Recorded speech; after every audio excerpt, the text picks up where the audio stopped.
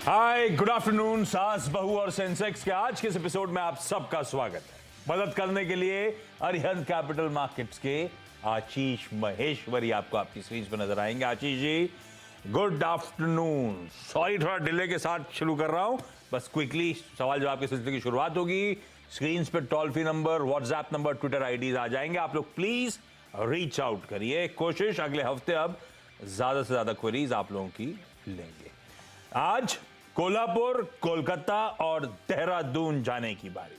शुरुआत कोल्हापुर से कर रहा हूं और जो जुड़ चुके हैं प्लीज स्क्रीन पे दिखाइएगा। हैदराबाद, कोलकाता और देहरादून। और शुरुआत कर रहा हूं मैं नीरजा जी के साथ हैदराबाद से। Neerja ma'am, good afternoon. Neerja ma'am, पहली क्वेरी जो ज्यादा इंपॉर्टेंट उससे शुरुआत करी जाए। Good afternoon. मेरे ख्याल से कैमरा फ्रीज हो गया। नीरजा मैम, आवाज आ रही है? आवाज आपकी नहीं पहुंच रही। डॉक्टर साहब सॉर्ट आउट करिए, ना हो पाए तो आप प्लीज फोन लाइन पे जोड़िए। कोलकाता से अनीता गुप्ता जी स्क्रीन पे। Anita ma'am, good afternoon. Anita ma'am, पहली आपकी तो बहुत सारी क्वेरीज हैं, मैं पढ़ रहा हूं। जो पहला सबसे मैं कोशिश करता हूं ज्यादा से ज्यादा बातचीत हो जाए। पहला जो ज्यादा इंपॉर्टेंट उससे शुरू करते हैं। असल में 2008 से मैं जुड़ी हूँ, 60 साल उम्र हो गया है मेरा। अरे वाह, 2008 मतलब जब वो मंदी आई थी उसके बाद या मंदी से पहले ही घुसे थे? मंदी से पहले हस्बैंड हमको बोले थोड़ा बिजी होने के लिए। मेरे पापा टाटा स्टील में काम करते हैं, तो पापा को आईपीओ में जो मिलता है ना 10-10 रुपए का शेयर, तो सब टाटा एलेक्सी, टाटा स्टील बहुत था। तो हम मेरे पापा लोग के पास इतना पैसा, भाई भी करता था। तो फिर हस्बैंड बोले तुम भी कुछ सीखो। तो 15,000 रुपया दिए मुझे ये करने के लिए। फिर 2008 में गिर गया, तो फिर हम उसमें और पैसा लगाते लगाते अभी तक लगा रहे हैं। अब हम सोच रहे हैं कि 4-5 साल में अब पैसा मेरा थोड़ा ज्यादा बढ़ जाए कि हम उसको थोड़ा घूमे फिरे, हस्बैंड को रिटर्न करे। भाई देखो, डबल 15,000 ही वापस करना है, ज्यादा वापस करना है हस्बैंड को? हाँ, घूमने फिरने और एंजॉय करने में लाइफ। बिल्कुल अच्छा आइडिया है। अभी पोर्टफोलियो बढ़िया कर रहा है। मतलब अगर आपने 2008 से कंटिन्यूसली पैसा झोंका है और अच्छी कंपनी में डाला है तो मेरे ख्याल से बहुत ही पैसा बन गया होगा मैम। नहीं, ज्यादा नहीं बना, लेकिन ठीक ही बना है। ठीक है। अनीता मैम, पहली क्वेरी कौन सी? टाटा स्टील ही है क्या? टाटा स्टील है, मेरे पास बहुत था। मैंने स्प्लिट के बाद में 4,000 था, फिर बेचते बेचते अभी 1,675 है। और ये टाटा स्टील देख रहे बहुत दिन से अभी कमा के दे नहीं रहा है। तो उसको सोच रहे हैं कि टाटा एलेक्सी ले लें कि कुछ और ले लें, क्योंकि टाटा एलेक्सी भी बहुत अच्छा है, कर रहा है। तो उसमें हम 5 शेयर खरीदे। तो टाटा एलेक्सी 1,675 है अभी, मेरा है बाइंग प्राइस 80 रुपया है। उसमें सोच रहे हैं कि उसको रखें कि क्या करें। तो आप बेसिकली बोल रहे हो टाटा स्टील आजकल परफॉर्म करके नहीं दे रहा, इसमें मुनाफा बांध लिया जाए, इस पैसे को टाटा एलेक्सी की तरफ मूव कर दिया जाए या नहीं, है ना? आशीष सर, सवाल सुना आपने, क्या करना चाहिए? ऐसा करना चाहिए जो मैम कह रही है या नहीं? नहीं, ऐसा नहीं करना चाहिए। यदि आप मेरी सलाह माने तो मेरा मानना है टाटा स्टील के साथ में ही आप बने रहे। अब उसके पीछे रीजन ये है कि जो स्टील के स्टॉक्स में हमने देखा है काफी समय के बाद में दोबारा से एक अप मूव देखने को एक मिल रहा है। और टाटा स्टील चूंकि एक इंडस्ट्री लीडर है, तो आप देखेंगे कि कोई भी रैली बिना लीडर के मूव किए स्टार्ट नहीं होती। तो टाटा स्टील में भी पिछले कुछ समय में 10 से 13% का रिटर्न तो ऑलरेडी आज के भाव के हिसाब से आ चुका है। और मेरा मानना है कि 130 तक इसमें जाने का बिल्कुल पोटेंशियल है, क्योंकि सितंबर क्वार्टर के जो इनका one of the worst quarter था इस रैली में, वो खत्म हुआ है। और अब दिसंबर क्वार्टर में चूंकि रॉ मटेरियल के जो प्राइसेस हैं उनके उसमें कटौती आई है और ऑपरेशनल इफिशिएंसी में भी इंप्रूवमेंट आया है, डेट रिडक्शन कंटिन्यूस कर रहे हैं, तो इस क्वार्टर के नतीजे काफी बेहतर आएंगे। तो हम देख रहे हैं कि इनफैक्ट आज भी मार्केट खराब है या 2-3 दिन से खराब था, तो भी स्टॉक काफी स्टेबल रहा है। तो मेरी सलाह रहेगी स्टॉक में बने रहे। टाटा एलेक्सी का लास्ट क्वार्टर तो काफी खराब था, तो टाटा एलेक्सी तो अवॉइड करने की सलाह है, बट इस स्टॉक में आप बिल्कुल बने रहे। मैम, टाटा स्टील 80 की बाइंग प्राइस है, बढ़िया कंफर्ट में है और यही ज्यादा बेहतर रिटर्न्स डिलीवर कर सकता है, ऐसा महेश्वरी सर कह रहे हैं। 130 तक की तैयारी के लिए होल्ड ही करिए, स्विच इस समय एडवाइजेबल नहीं है। देहरादून से रिंकी बिस्ट आपको आपकी स्क्रीन पर नजर आएंगी। रिंकी मैम, हाय, गुड आफ्टरनून। रिंकी मैम, पहली क्वेरी कौन सी? सर पहली क्वेरी मेरी ये है कि टाटा मेटालिक के कुछ शेयर्स लिए थे मैंने 170 हाँ 1110 के रेट के हिसाब से, हाँ। लेकिन आज आप देखते हैं ये कंडीशन क्या है उसकी। तो ये क्यों लिए थे? ट्रेडिंग वेडिंग का मन था उस समय या लॉन्ग टर्म के लिए लेके रखे थे रिंकी मैम?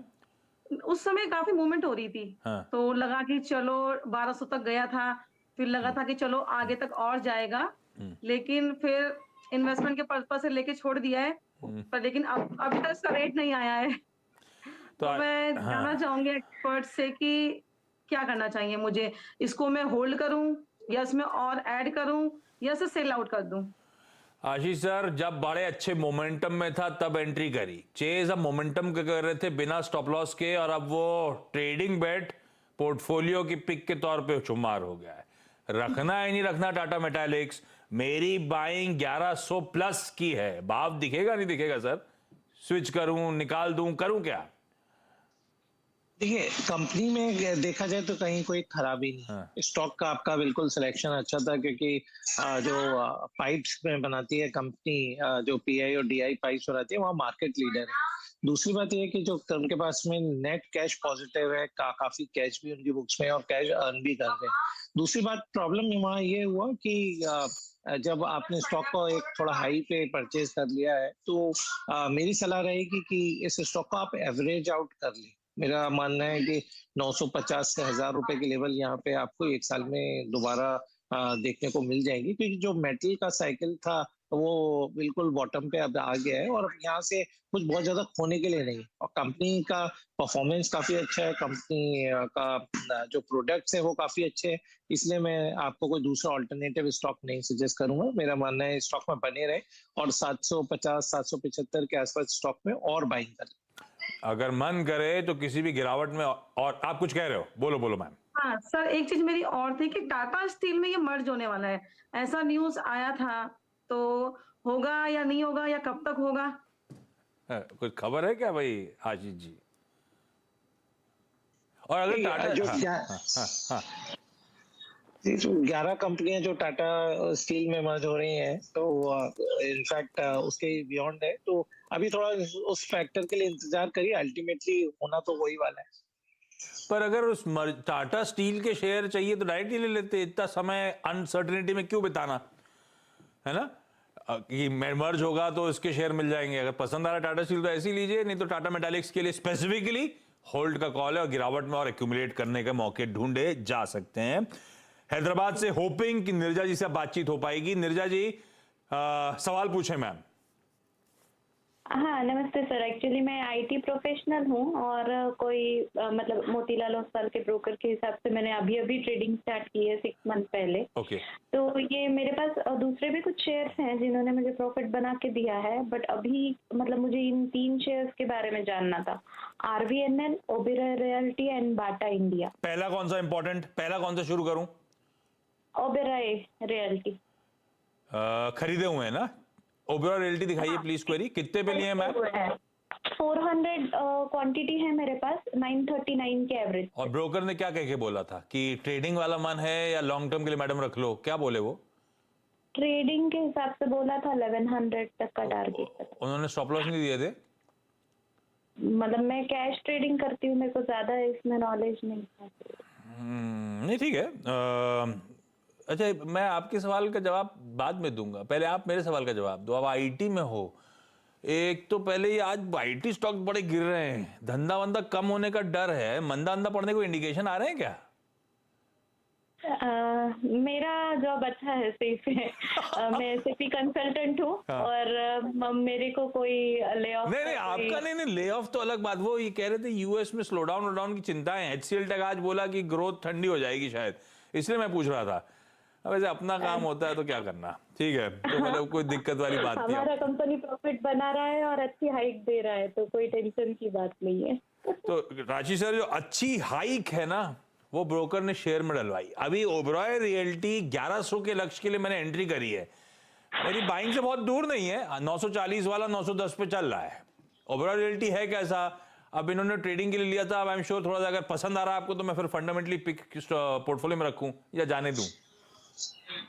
देखिए इनफैक्ट 930-40 तो अभी था स्टॉक का लास्ट वीक ही, और उसके बाद थोड़ा सा प्रॉफिट टेकिंग आया, या थोड़ा सा स्टॉक नीचे इसलिए आया क्योंकि जो 35 बेसिस पॉइंट रिपो हाइक आया उसके कारण से इंटरेस्ट रेट थोड़ा सा बढ़ सकते हैं। तो एक अजम्पशन किया जाता है कि इससे रियलिटी सेक्टर पे थोड़ा टाइमिंग के लिए नेगेटिव इफेक्ट पड़ेगा, बट मुझे नहीं लगता कि सिर्फ 30 बेसिस पॉइंट यदि इंटरेस्ट रेट बढ़ते हैं तो कोई अपना जो हो घर खरीदने का डिसीजन को अवॉइड करेगा, क्योंकि जो जिस सेगमेंट को ऑपरेट करते हैं वो इतना ज्यादा सेंसिटिव सेगमेंट नहीं है, क्योंकि मुंबई में जहां हम रहते हैं वहाँ उसके आसपास बहुत सारे उनके प्रोजेक्ट्स हैं, तो ऑलमोस्ट जितना भी उनकी इन्वेंट्री है वो प्रोजेक्ट बनने से पहले ही सारा सेल हो जाता है। तो मुझे नहीं लगता कोई चैलेंज है ओबेरॉय रियलिटी की वर्किंग में। इसके अलावा यदि आपका परचेस से 20-30 रुपए नीचे, ये तो कभी भी रिकवर हो जाएगा। और इनफैक्ट जो नए निवेशक हैं जो देख रहे हैं रियलिटी स्टॉक की तरफ, तो काफी अच्छा स्टॉक है ओबेरॉय रियलिटी, और मेरी सलाह रहेगी कि 900 रुपए के आसपास ग्रेजुअल इसमें इनफैक्ट बाइंग भी करी जा सकती है। कोई दिक्कत नहीं है, और बड़ा कंजर्वेटिव बढ़िया मैनेजमेंट है ओबेरॉय रियल्टी का। ठीक है, अच्छा अगली क्वेरी भी पूछ लीजिए आप फटाफट निर्जा मैम। ऑडियो गया। निर्जा मैम।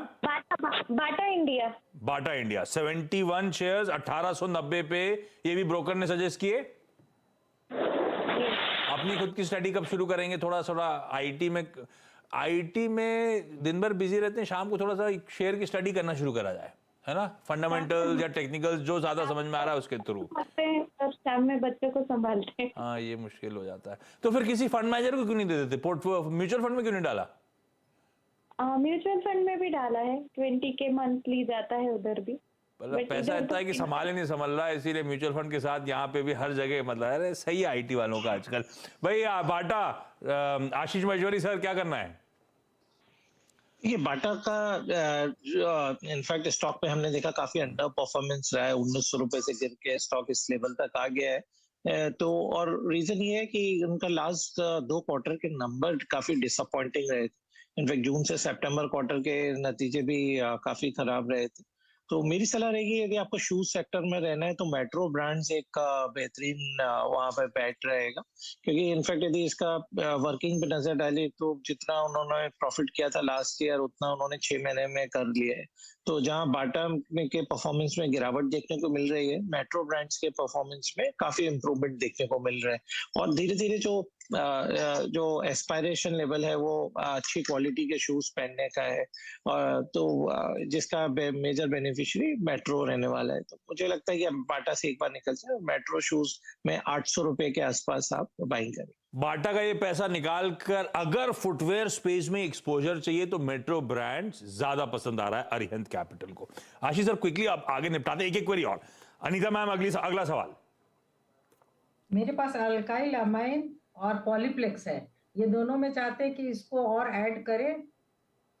करना चाहिए कि नहीं करना चाहिए आशीष सर? मेरा मानना है कि अल्काइल अमीन को अभी ऐड नहीं करना चाहिए, क्योंकि केमिकल के स्टॉक्स में कोई अभी बहुत ज्यादा मोमेंटम देखने को नहीं मिल रहा है, और पॉलीप्लेक्स का स्टॉक भी अपने 52 वीक लो के पास ही ट्रेड कर रहा है, क्योंकि जो ग्लोबल रिसेशन के फियर है उसके चलते हुए थोड़ा एक्सपोर्ट्स जो उनका मार्केट है वहां पे हमें गिरावट देखने को मिली है। तो यदि आपके पास शेयर्स हैं तो आप बने रहें, पर नए शेयर्स में बाय करने की सलाह इन दोनों स्टॉक में अभी नहीं। रिंकी मैम अगला सवाल। सर मेरा एक शेयर था नोवेटिस इंडिया, ये मेरी बाइंग है 849 की। आशीष सर ये लॉन्ग टर्म के लिए रिंकी मैम? हाँ यस, ये लॉन्ग टर्म के लिए ट्रेडिंग वाला स्टॉक है नहीं। आशीष सर क्या करें? लॉन्ग टर्म के लिए खरीदा था, 180 रुपए मेरी खरीद के नीचे चला गया है। देखिए फिर भी यदि 52 वीक हाई देखें तो आज भी स्टॉक 52 वीक हाई के पास ही ट्रेड कर रहा है नोवेटिस इंडिया।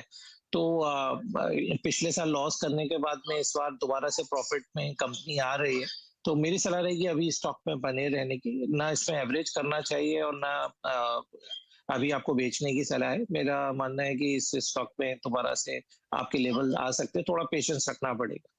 थोड़ा सा पेशेंस रखिए मैम, बुरी कंपनी नहीं रखी है आपने पोर्टफोलियो में, कोई दिक्कत आनी नहीं चाहिए hopefully. Nirja ma'am, Anita ma'am, Rinki ma'am, thank you so much जुड़ने के लिए, अपनी क्वेरीज रेज करने के लिए। आशीष सर बढ़िया तरीके से सारी क्वेरीज सॉल्व करने के लिए thank you so much. Break ले रहा हूं, ब्रेक के उस पार एक क्विक मार्केट अपडेट। ब्रेक के बाद आपका स्वागत है। फ्राइडे के दिन दबाव बढ़ रहा है। 3/4% के दबाव के साथ निफ्टी अब कामकाज करता हुआ। अब तक एक चीज होल्ड ऑन कर रही थी मार्केट्स को, वो था वो आपकी स्क्रीन पे निफ्टी बैंक, जो लार्जली अब तक इन ग्रीन था। कल के 1.25% पर उछाल के ऊपर निफ्टी बैंक कुछ देर तक तो अभी 1/3% के उछाल के साथ ट्रेड कर रहा था। वो सेल ऑफ आ गया है। पहले आईटी ने सेल ऑफ को लीड किया था, अब बैंक्स भी प्रॉफिट ब्रेकिंग की गिरफ्त में आते हुए, और इसलिए निफ्टी एट डेज लोज और अब ब्रेथ सीरियसली डिटोरिएट होना शुरू हुई है।